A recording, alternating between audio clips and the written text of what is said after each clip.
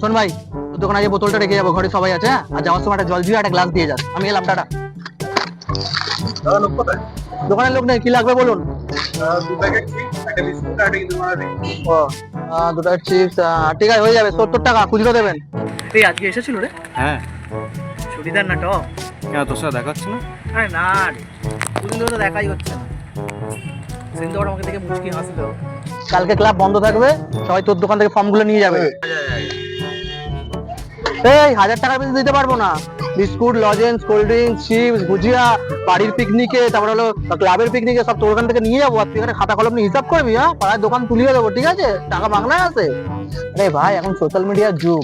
তোর দোকানের ভিডিও বানা, সোশ্যাল মিডিয়ায় দে। তুই রাতারাতি ভাইরাল হবি, স্টার্ট আপ শুরু কর নিজে। তুই তখন কলকাতা শহরে 1টা থেকে 5টা দোকান দাঁড়াচ্ছে। কদিন ধরে তোর পাখিটাকে দেখতে পাচ্ছি না।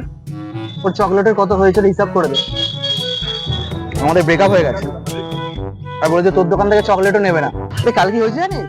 তাড়াহুড়ো করে তোর দোকানে এসে বলছি যে একটা জল জিরা দাও, একটা গ্লাস দাও, একটা চিপস দাও। তারপর তাকিয়ে দেখি তোর বাবা। আমি 1, 2, 3.5 আর দাঁড়াইনি। এই এটা বাবার নামে লিখবি, এই এটা মায়ের নামে লিখবি, এই এটা কাকার নামে লিখবি, আর ওটা ছোট গোল ফ্লেক দে, ওটা আমার নামে লিখবি। আমারটা দে, আমারটা দে। এটা আমি খাই, বড়টা দে, ছোট দি। নতুন হচ্ছিস নাকি?